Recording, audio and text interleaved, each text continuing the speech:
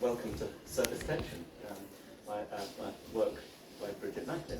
I'm just going to do a very short introduction as a kind of fraud because I've been on holiday, and today was the first time I saw the show, so all my thoughts that I'd put together on looking at pictures have completely changed now. So, which is nice because I think the work is amazingly to do with seeing it and touching it. Was I allowed to do that? Well, I did a bit. Yes.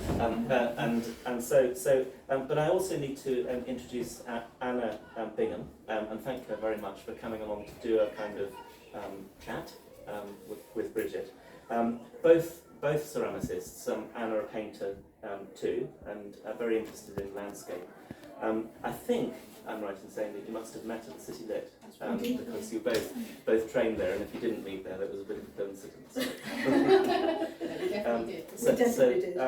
But also Anna has a degree in fine art, a BA in fine art from Newcastle University. Bridget, who it's all about today, has her diploma from the City Lit, and is now doing a master's in fine art. And this show is her final piece. So I think that congratulations on that. I think we can fairly safely say. We'd really like this to feel quite informal, and we're going to just chat, and then we'll open it up to questions. And I'm sure you'll have questions because Bridget's work is so fascinating, and we can't possibly cover everything that you might want to know about it in a short time. But I just wanted to start by saying, so well done. This is the culmination of your master's work, and just start by asking you sort of what were you hoping to do with the masters? Because you came to do it because you said you were kind of getting to a point where you wanted a challenge and maybe you wanted things to get a bit shaken up. Absolutely. And so now, looking at what's come out of that, sort of how do you feel? Surprised, yeah. Really surprised, because it's still got the fragility, it's still got the found materials, it's still about landscape, but it's certainly been shaken up. It's interesting because I've known your practice for a long time now, 10 years. I can see so clearly that your voice through it all, and the threads which sort of connect back to your interest then were really clear with place and geology coming through. I think the way it's changed is it's become much more site specific and much more about the story of a particular place. So this was specifically about this project in Hampshire.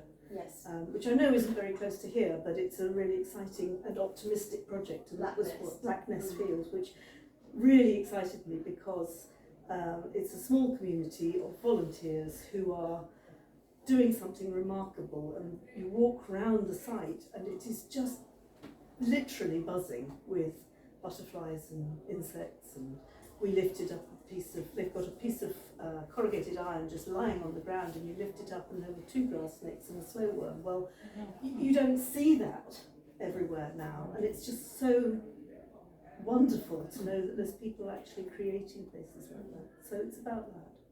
I think I definitely want to talk about process, but almost sort of before going into that directly, I'm curious about when you're sort of in a place, how you then bring back to the studio, and do you have any feeling about how you want to direct the forms, and does something come into your mind like I need to make this shape, for instance, or this thing, or how do you bring that sort of material and inspiration back and then start working with it? Actually, I've got no idea. I mean, sometimes it's the 3 in the morning moment where you suddenly wake up and go, oh my God, I could do that. The sort of the balloon shape was inspired by an exhibition at the Tate Modern in March, I think it was, of a lady called Maria Bartasova, who makes work in plaster of Paris, but it's beautifully fragile and it's got a sort of ethereal nature to it. And being plaster of Paris, I thought, well, that's what I would use for moulding, so why can't I take her fragile structures and see what happens? But I mean, some of the other things, like your Black Nest ones, they're so pure they look like chocolate or something. So there, I have actually taken the clay from Black Nest and processed it a bit, and that was really interesting. I came up with this idea one day that I could use it like a casting slip, and the casting slip is a clay which is actually, people think it's going to be that it's clay and water and nothing else, but that wouldn't work because you wouldn't have enough of the clay particles in the mix. So what you have to do for a casting slip is to use material which will allow the clay particles to move and flow without adding a lot of water. So you use Fixotropic. Oh gosh, this assistant's wonderful, isn't it? Oh, You use Fixotropic liquids, and I think the ones I use are Dispex, and I have no idea what the chemical composition of that is, and sodium silicate, and you mix those in particular proportions. So if you're doing it with porcelain, you've got a recipe that you follow and you know exactly that it's this and it's that and that amount of water.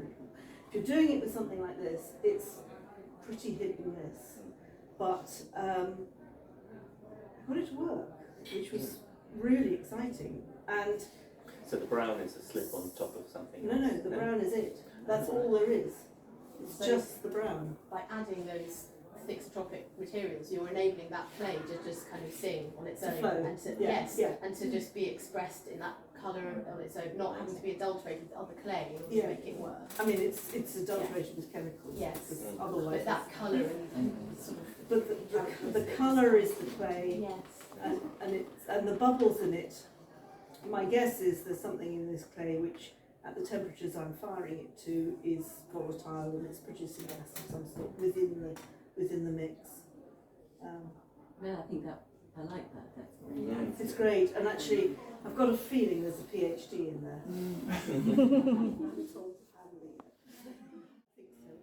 And this is one you dug up from Black Nest, yes. And you could sort of keep firing them if you didn't like the shape then, or My kiln goes to 1300. I've never pushed it beyond that.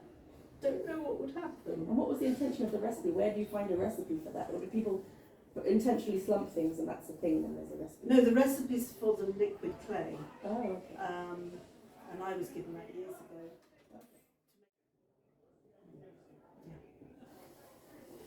Wonderful. Well, on behalf of everyone, I think thank you very, very much to both of you for asking all those really interesting questions. And I think a round of applause is due.